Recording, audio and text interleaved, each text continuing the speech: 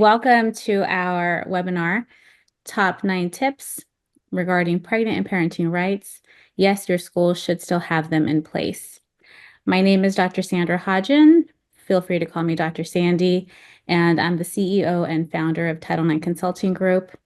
And I'm really happy today to be doing this presentation with two amazing colleagues, Lanie Bandell and Nandini Nair. We're going to go ahead and get started by first reading through a quick disclaimer. We are not giving you legal advice. Consult with your legal counsel regarding how best to address a specific situation. Feel free to ask general questions and hypotheticals. And remember that because of our time constraints in this 1-hour webinar, we will probably have to respond to questions through emails that you've registered with. And those questions and answers will be sent over within 24 to 48 hours. Also, there are a variety of stakeholders listening, so please keep that in mind as you submit questions. And watch your inbox for a link to slides. Again, those slides, just like questions and answers, may be sent over to you through your email in about 24 to 48 hours. So thank you. Our agenda for today includes tips 1 through 3 from the legal perspective. We will then hop over to tips 4 through 7 from the procedural perspective. And then we will close with tips 8 and 9 from the resource perspective.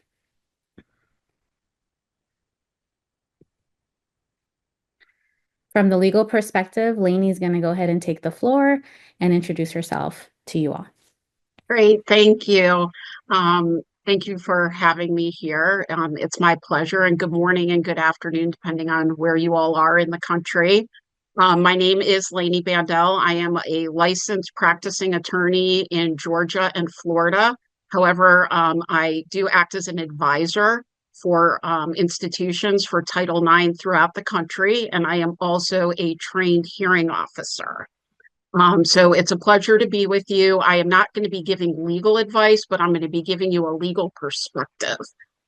So if we go to the first slide. So the legal foundations for pregnant and parenting rights. In order to get a legal perspective, you have to know and be cognizant of what types of discrimination are out there affecting these students. And one thing to keep in mind is that it's not only females students, because male students who are parents are under this umbrella as well. And I'm going to show you I'm going to discuss with you two cases, and you'll understand how that is impactful. So the types of discrimination that an institution really needs to be aware of, obviously, is exclusion from attending any school-sponsored events or classes. Punishment. One big example would be not getting excused absences and it affecting their attendance. Harassment. This is a big one. You have to remember and be aware, and staff needs to be trained that there are comments that are completely inappropriate, and you'll see that in one of the cases I present today. So you even under this umbrella, you have to be careful of sexual harassment, sexual comments, joking, and even, spreading of rumors of whether or not a student may or may not be pregnant. Segregation, keeping pregnant or parenting students separate from other students. Discouragement, making discouraging or disparaging comments to a pregnant or parenting student. Refusal to allow the student to make up work. That's a big problem. And we've already discussed that exclusion from activities that are school sponsored. So the first tip from a legal perspective is be aware of the types of discrimination that pregnant and parenting students can face to ensure that there are proper policies in place. And I can tell you that most institutions learn the hard way as to what should or should not be in policies when they get sued. So next slide, please. So I'm not going to spend too much time on this, but it's very important as an institution that you not just look at Title IX in a vacuum, but that you need to also take into account other laws that are in effect and they may intersect. So you have the Pregnant Workers Fairness Act, Americans with Disabilities, and Family and Medical Leave Act. And some of those overlap within themselves. Take, for example, a pregnant student who has been told that they need to be put on bed rest due to a medical issue. That can overlap with FMLA, ADA, Title IX, so you can't just look at it in a vacuum. And that's why tip number 2 is an institution cannot be hyper-focused on just one policy or law, but must ensure that the implemented policies ensure protections and comply with all legal protections. The next slide. So the overall legal implications, which we've already mentioned, no discrimination, you must make reasonable adjustments or accommodations, and equal access to programs. At this point, I am going to give you 2 case studies that can kind of illustrate the issues that institutions have faced. And part of it is because a policy was not in place. And, I hate to say it, but for ignorance, this is one of those protected classes that oftentimes is forgotten in the Title IX realm. And that's why it's so important. I'm not going to, I don't think anyone on here today is going to say that, an overwhelming number of cases in Title IX stem from this protected group, but when it happens, you want to make sure that you have the proper policies in place. So one of the first cases was in 2014, and it was Jane Doe versus University of Michigan. And what was important, and by the way, both of the cases that I am going to be highlighting were settled out of court, but I was able to read the pleadings and get a better understanding. In the University of Michigan case, the plaintiff claimed that the school did not accommodate for her pregnancy, that she was left out of activities that other students with medical conditions were able to participate in, and she was denied the ability to make up classes from when she gave birth to once she had the baby. This was considered a hostile, and the exclusionary nature of what the school did to her caused this Title IX complaint to come forth. And again, the school ended up paying. We don't know how much. But one of the articles that I read on this is that the University of Michigan Title IX office stated that they learned a lot of valuable lessons. And unfortunately, like I already said, once you get sued is when you learn what not to do or what you need to do better. The next case is very interesting. It's Clark and Wayfield versus Tennessee State University. That's a more recent case. And what's interesting is, and what you cannot forget, is that plaintiff Clark was a pregnant female that was matriculating through the school's master's program into the PhD program. And her partner, who is the father of her baby, Wakefield, was also a party to the lawsuit due to how he was treated from when the child was born, making accommodations for the first stages of, infancy and the baby's life. So what happened here is that both plaintiffs were able to get their master's degree, and part of the matriculation into the PhD program was that they were to be, they were given grants, they were given, funding through the government and through the school, and they would begin teaching as fellows as part of their PhD program. In July of 2021, both had already completed their master's, secured the funding through the school, met with the appropriate people. And what's interesting is when they got the approval, they were on Zoom. So as you can see on Zoom, you see pretty much shoulders up. They had no idea that plaintiff Clark was 8 months pregnant at that time. Well, One of the things I mentioned before is you have to be careful about rumors, and whether the students were chit-chatting from seeing Clark on campus, the faculty got wind of it. They held another meeting with plaintiff Clark, and these are the following statements that were made by her supervisor, who was a PhD doctor herself. First of all, ask the question, are you pregnant? Became very invasive about wanting to know the facts, the timing, and the students' plans. The teacher then stated, I run a tight ship, and I am concerned about you having a newborn in this program. However, the director stated that I'm willing to, quote, take a chance on you, approve the funding and living expenses, and for all that both plaintiffs thought they were beginning their teaching on August 16th. Well, fortunately, the plaintiff had a very healthy baby, gave birth, and on October 16th, which was actually, I'm sorry, the day before both the mother and father of this infant were supposed to start teaching, they were notified with 1 day's notice that they would not begin teaching until October 21st. They did that, they felt, as a kindness to the couple so that they could spend the first few months with their child. Well, what are the implications of that? And by the way, the students did not ask for it.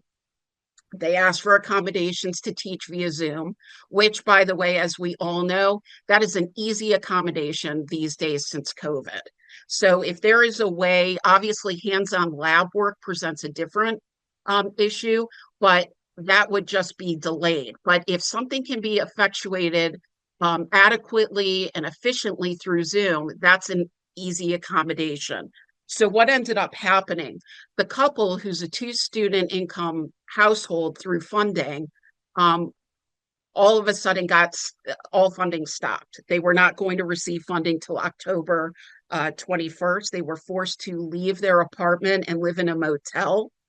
And prior to the litigation beginning, they found out that a long-term COVID student was given accommodations and was able to start in August, which they wish they had.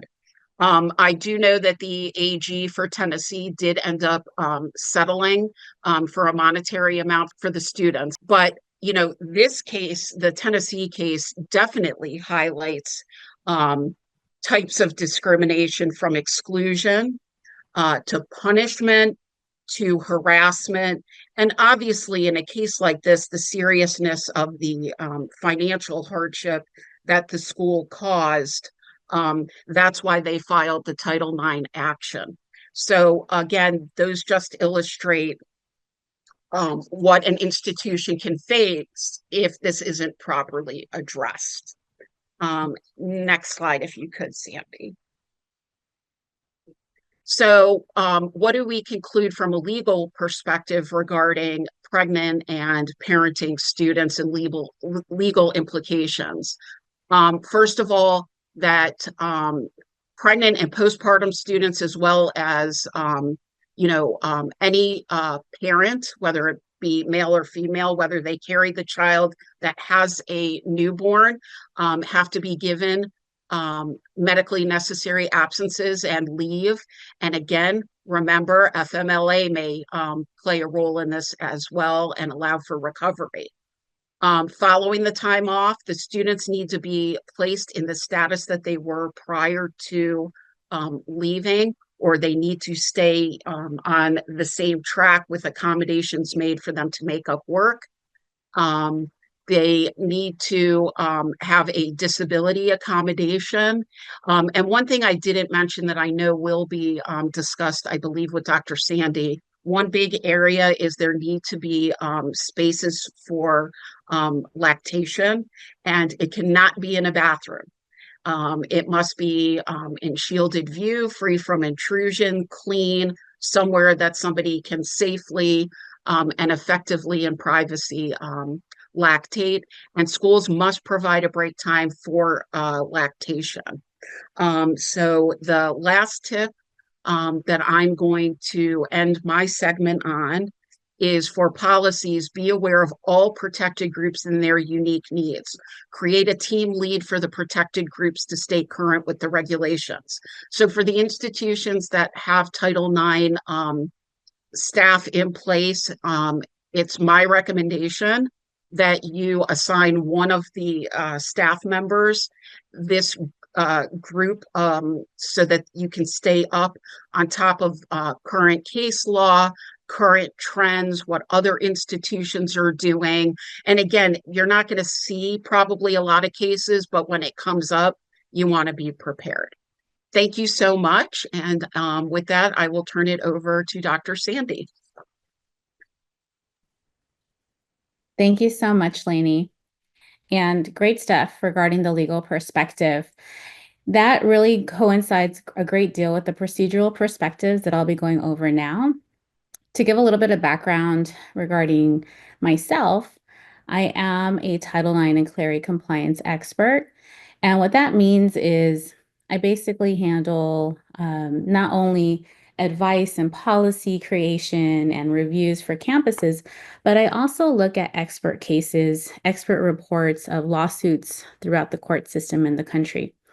And that has given me a keen eye to understand cases such as pregnant and parenting lawsuits, where sometimes we forget, like Lanie mentioned, some of these smaller nuances that are simple to in essence implement, but we kind of forget about them. So I'm going to go through this through a procedural perspective, through a lens that will hopefully provide some tips 4 through 7 that will be easy to implement and also to absorb within your schools and campuses.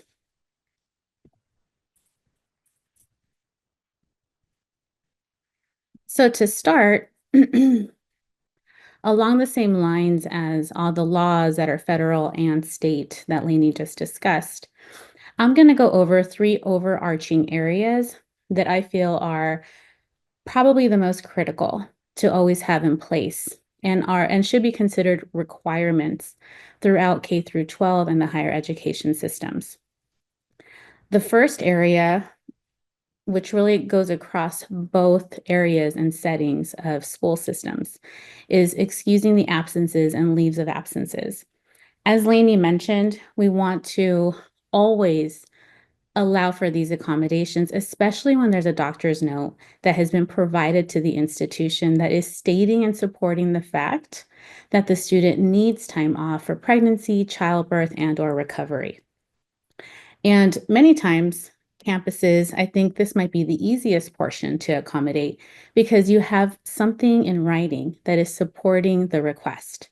And so these requests are typically the simplest accommodations because of the fact that you have a doctor's note stating someone is not doing well or they need to, be absent for a specific day because they have a doctor's, meeting or consultation. So that is probably one of the easier areas to remember and have in place for your schools and higher education campuses. Now, going into the second overarching area, the lactation spaces. This is going to be important for K through 12 and higher education as well. And it's going to be important to remember that it cannot just be in a bathroom, as Lanie mentioned. And why is that?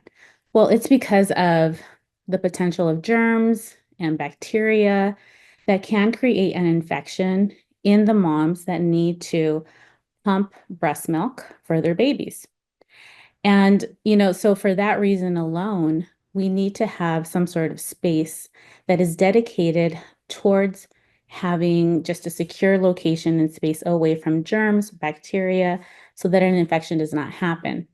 Now, for K through 12 schools, the same applies, and I understand that there can be limited amount of resources and space at times, but we need to think about lawsuits and cases that have happened where, for example, I've seen a specific case that I'm thinking of where the school themselves didn't allow for a space for one of the students to pump breast milk. And what ended up happening is that the student would have to hold the breast milk in the breast without being able to, pump it out. And that caused an infection. And it's called mastitis. When you have mastitis, it's the infection of the breast, which causes breast pain, swelling, chills, fever, flu-like symptoms, and can lead to an abscess. And in the specific case that I worked on, the student actually had all of those things take place. And she didn't have simply an infection in one breast. It actually was an infection in both breasts. And that was because the school themselves didn't have a location for her to pump breast milk. So she was required to be in class, not have any place to, to secrete the breast milk. And then she had to drive back home in order to pump the breast milk, drive back to school, and so that was hours and hours of having to deal with this. And so in that specific case, there was a settlement because of the fact that they were not accommodating the student. So lactation spaces are extremely important to have in place for K through 12 and higher education campuses. The third overarching area that I want to discuss, just like Lanie discussed it, is the flexibility in attendance and deadlines.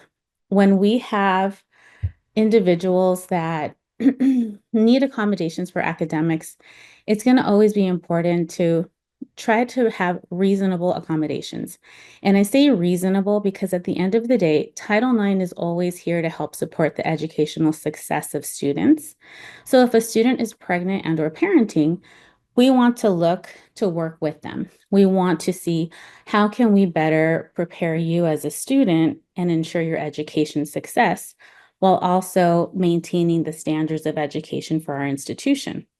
So of course, sometimes that might mean some flexibility with tests and quizzes and assignments on the deadlines, and then also for virtual options. Perhaps it might mean having a hybrid where the student can do some virtual options and other times doing in person. But it all really depends on that conversation that you have with the student and what the needs are. And the Title IX office will really come into play at that point. A key note to point out for K through 12 schools is that schools cannot force pregnant students into separate programs unless they opt in. Just like the case Lanie just mentioned, if a student isn't requesting it, it's going to be a problem if you're forcing them to not participate in school and or if you're completely changing their program. That is not going to seem like you're accommodating them. It's going to seem like you are discriminating against them. So be very cautious with that. You want to work in conjunction with a pregnant and or parenting student versus telling them and dictating to them what they should be doing. And so this leads me to my first tip. Students should be informed of their rights and accommodations by the Title IX coordinator. So I say this because in higher education, the requirement is really that the Title IX coordinator needs to let students know about their rights under Title IX. And this intrinsically also includes pregnant and parenting rights. And so with the Title IX coordinator developing this relationship with students, students will feel very comfortable to go to the Title IX coordinator, let them know how they're feeling, let them know something is wrong, and request that accommodation. So developing and establishing the fact that there is someone there that they can turn to is going to be critical and a very positive aspect for the campus to have in place. And another reason for that is that higher education students are expected to advocate for themselves. And so knowing their rights, knowing this information, especially these three primary required protections, is going to help them advocate for themselves if they do need something. Now in the K through 12 system, it's a recommendation because obviously we know that the K through 12 system is a little different.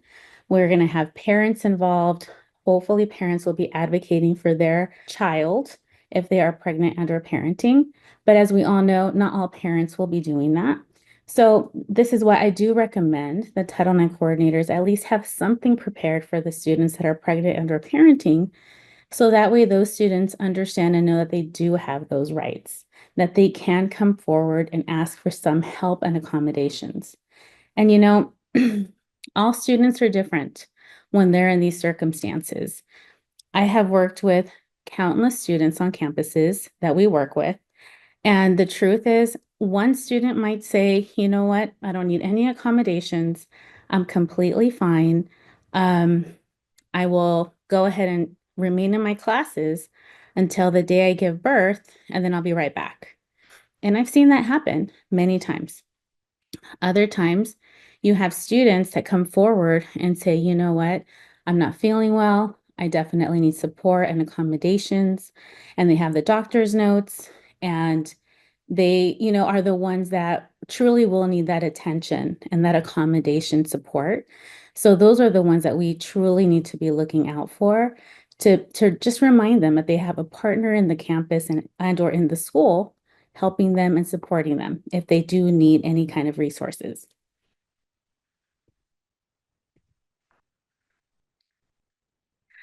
For this next slide, I'll start off by talking about tip number 5. I strongly recommend to create a tracking system for communication and reasonable accommodations. So typically when we work with campuses, I work with the IT departments to create a tracking system.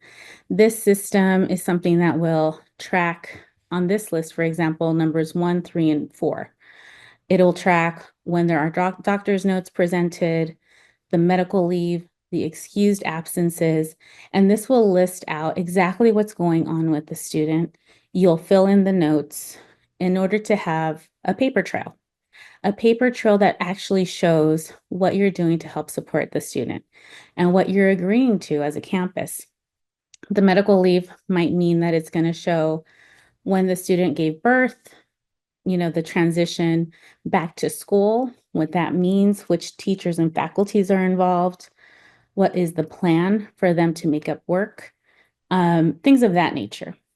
Additionally, I'm going to skip number 2 for a second because number 2 would not be in the tracking system. Number 2 would be something that's found in the policy, where is the location of the lactation space. But number 3 in the tracking system would be, an area where you can include notes if there is any sort of discrimination taking place against the student, where you can write that out and include if there's been an investigation that has been started because some sort of discriminatory act has happened against the student, and what steps you've taken to help alleviate that. And then the 4th area that can also be included in a tracking system, which is very important, is to include the accommodations for classes. So if they're doing virtual, if they're doing any in-person lab work, for example, but yet going home to do the virtual testing, things of that nature, just to include it within the notes of a tracking system will be a big benefit to the school and the campuses that have something like this in place. And it is for 2 reasons. The first reason is because if you have a tracking system, it is showing a paper trail that you're providing the supports to the student in the first place. But then also, the second part of that, it is showing that the school and the campus is not discriminatory against the student, that you're doing your due diligence to implement accommodations.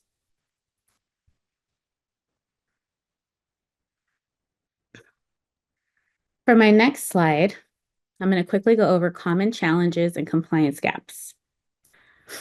So one of the common challenges is bias and stigma. One of the other common challenges is a lack of awareness and education. And the third that I'll mention here is inconsistent or non-existent policies that can lead to several issues. And so what is a solution for these types of challenges? Well, my tip 6 and tip 7 will speak to that. Tip 6 is to create a pregnant and parenting policy. I recognize that the 2024 regulations mandated that all campuses and schools have a pregnant and parenting policy in place. But as we all know, there has been a blanket ban across the country, and we've gone back to the 2020 regulations. But this does not negate the fact that the rights still exist for the pregnant and parenting students, just like Lanie described within the laws. So because of that reason, tip number 6 is to create a pregnant and parenting policy if you do not have one in place. And by having a pregnant and parenting policy, it will reduce the compliance issues, especially for those that are inconsistent with what you have in place on campuses now, and especially for those that have no policy at all in place for pregnant and or parenting students. And you can create a policy that is short.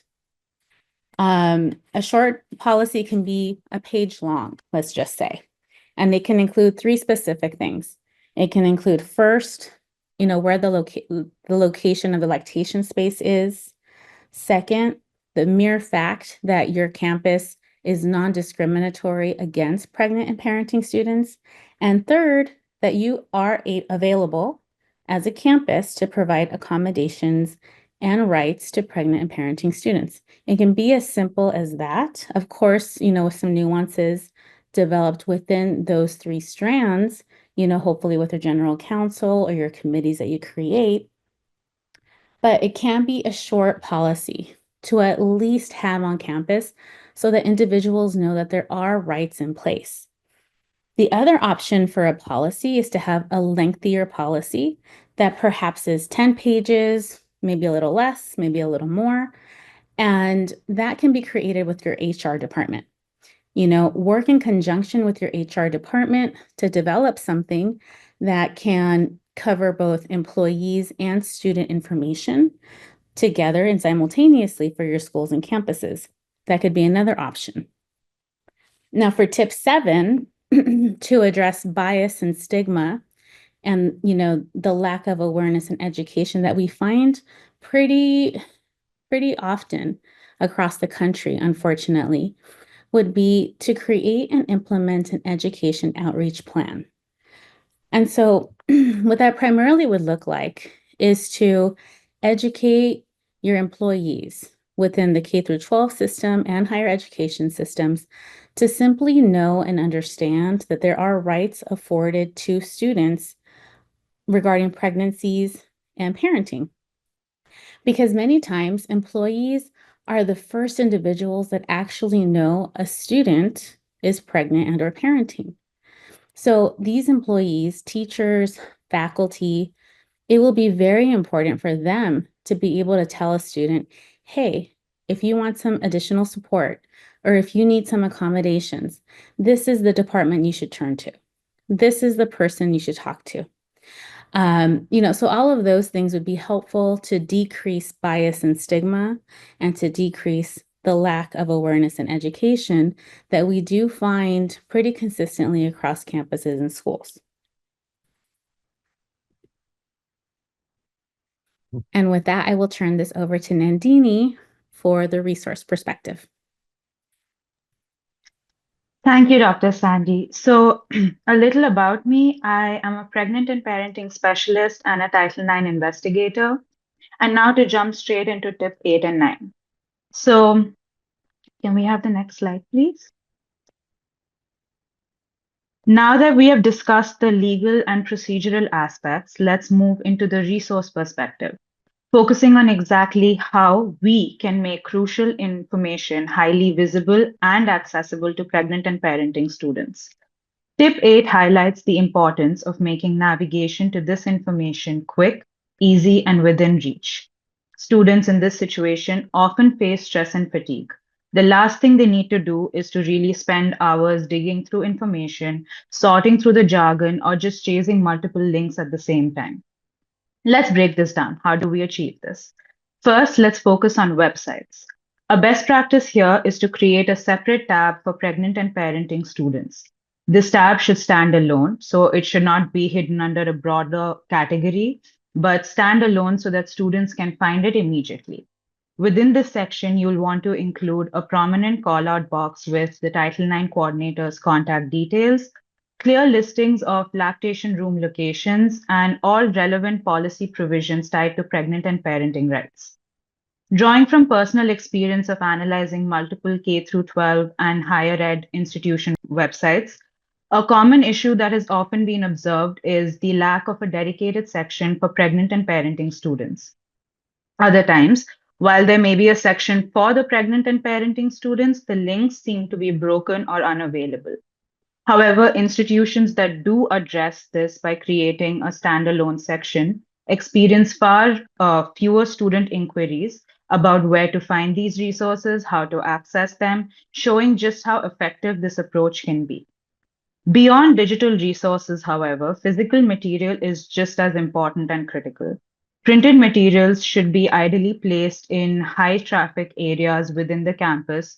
So that can be student centers, advising offices, health clinics, and even restrooms. Include QR codes in them. So these QR codes can allow students to directly access online resources without the hassle of having to search these things up through the school website.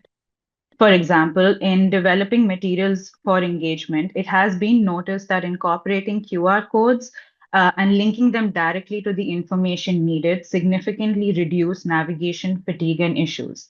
Results have also been reported of quicker access to essential information, demonstrating that small adjustments can go a really, really long way. The goal here is simple: reduce stress and time spent searching for critical resources, make these resources more visible and accessible so that the students can focus on their education and well being. Next slide, please.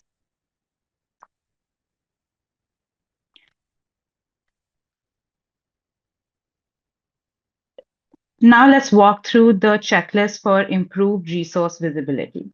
So the on your screen here is a tailored checklist that ensures improved visibility of resources. This one is specifically for higher education institutions. And these checklists will essentially help you evaluate whether your school's current efforts are making information easily accessible and visible. So, for higher education campuses, ask yourself the following: is the information easy to find and accessible? Does your website clearly state the Title IX protections, contacts, and available information and resources? Are printed materials available in high traffic campus locations? Do faculty and staff know how to assist students seeking the information? Does the school provide links to external resources in financial aid, healthcare providers, and legal advocacy organizations, both national and local? And lastly, are these external links, information being provided, regularly updated to ensure continued relevancy and accuracy? For example, again, while working on physical resources for a grad school, including direct information to a local legal advocacy organization and healthcare providers, improve student engagement. The developed resources were categorized as per geographical locations near the campus, aiding students in finding off campus resources specifically that is nearer to them and more accessible. This inclusion led to students appreciating having immediate actionable connections to support services. Now for K through 12. The focus here slightly shifts to include guardians, parents, and the wider support system around K through 12 students. Let's consider the following. Are parents and guardians informed about their child's rights under Title IX and school's pregnant and parenting policy? Are printed materials displayed in key locations like bathrooms, nurses' office, and counseling centers? Are there on-campus or community-based support groups available to students, parents, and their families? And lastly, does the school connect students and their families with external resources, such as, for instance, state-funded childcare programs, healthcare providers, and, like previously stated, legal advocacy organizations? For example, having these resources that specifically focus on informing parents and guardians of their children's rights and actively working on keeping them in the loop can go a long way in creating the right kind of support that the child may need in that exact moment. Additionally, by regularly using these checklists, institutions ensure that pregnant and parenting students have immediate access to information they need without unnecessary obstacles. These checklists should not just be a one-time exercise, however. Incorporate them into regular reviews each semester or academic year to maintain up-to-date, relevant, accurate, accessible information. They can also serve as an adaptable framework for institutional audits if you choose to, ensuring no critical support element is overlooked. Next slide, please. Let's now move into tip 9, which focuses on enhancing existing resources and compliance. Why is this important though? Because enhancing the resources available to your students don't just support the students, like I said, it helps in enhancing compliance. Enhanced resources go beyond the basics. For example, simply providing a lactation room sometimes may not be enough. And so providing clear information about its location and access makes that resource genuinely usable. Some best practices include linking to trusted external resources, um, which can include the US Department of Education's Title IX guidance for federal protections, state specific laws and policies to ensure regional compliance, national advocacy organizations like the National Women's Law Center, and local groups, scholarship and financial aid information to help elevate any kind of financial stress the students may be facing. So, while curating resources on local support organizations for a grad school, adding links to that specific information led to greater student appreciation as they did not need to seek the information up. Rather, it was all just right there, ready for them to access whenever they needed to. Additionally, with these links being provided by the Title IX office, help them feel a sense of assurance that the information had been vetted as opposed to trusting whatever the internet may throw at them. Lastly, it's also critical to establish a regular review process. As mentioned earlier, outdated resources can lead to non-compliance and may leave students without the support and help they need. So very often, as stated earlier, I have noted that the information that is being presented on the website may be outdated or the Title IX coordinator may not be working there anymore. Or like I said, the link to the main Title IX page of the campus is broken. And to avoid these pitfalls, here is where we can also use the earlier shared checklists. They can be reused by adapting them to fit your campus and to conduct systematic reviews. Institutions that use checklists as part of their semester reviews can possibly see a higher rate of student engagement and satisfaction with available resources. Enhanced resources essentially reflect a campus culture committed to student success and well being. Next slide, please. So we now move into an example template. This one was made especially for higher education institutions. This template serves as a model for what an ideally a comprehensive resource section should look like and include. This can be included into websites as well as any physical material that's being handed out to students.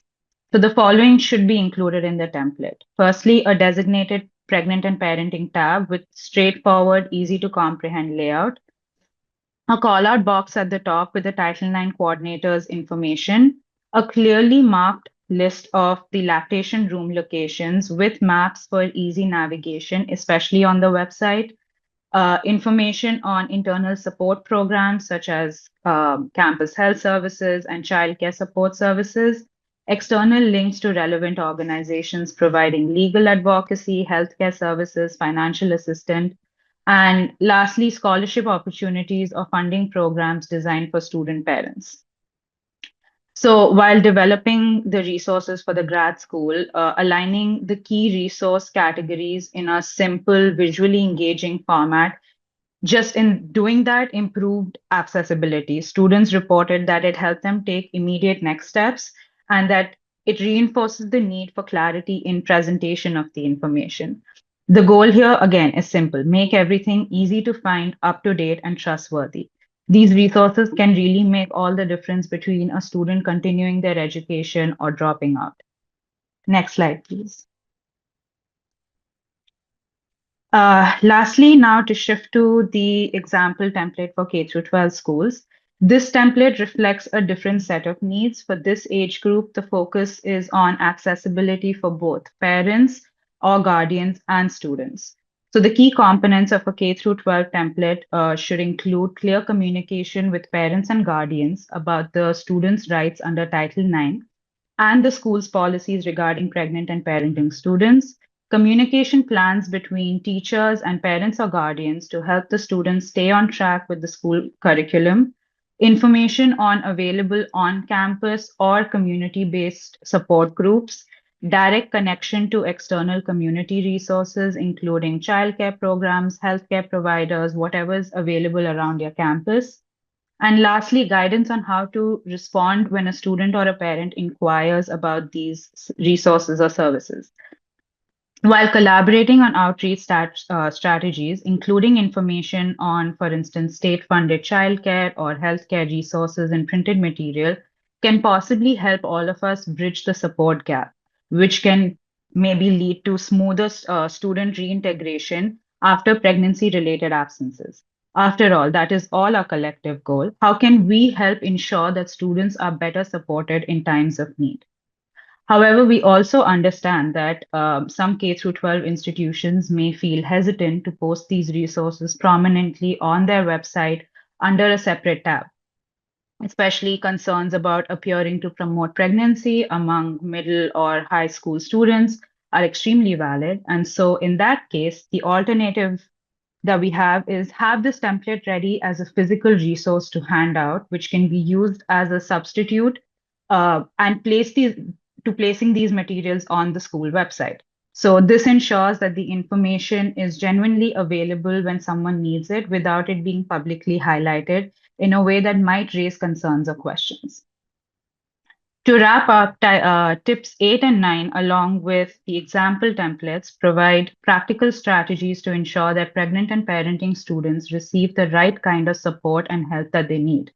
By making these resources visible, accessible, and easily and regularly updated, and by integrating things like checklists and templates into these regular reviews, institutions can do far more than just being compliant. They can actually genuinely provide resources that students need. And it also sends a powerful message of inclusion, understanding, and commitment to student success. Back to you, Dr. Sandi. Thank you, Nandini. Thank you for sharing such important resource information and providing such great templates and examples. So thank you everyone for joining us today. In closing, this has been the Top 9 Tips webinar series. And today we have gone over 3 tips from the legal perspective, 4 tips from the procedural perspective, and then 2 from the resource perspective regarding pregnant and parenting student rights. And, you can see that there is a common thread, throughout these perspectives that leads from, the legal perspective all the way down to the resource perspective of what to actually provide through materials. So we hope that you enjoyed our presentation of this information today. So one of our last slides here is to stay connected with us and up to date. I'll share that we do have a podcast called the Title IX Insider on Spotify. Please check us out, and you can use this QR code here in the center to sign up for our Title IX newsletters. If you're not already registered for that, you can scan that now. And also, we do have a YouTube channel where we are releasing new information every Wednesday. So please subscribe to that. And again, we appreciate all of you and thank you for your time. Lanie and Nandini, thank you so much for all your intelligence and brilliance in sharing some of the most important aspects today for pregnant and parenting student rights. Thank you all. Thank you. Thank you.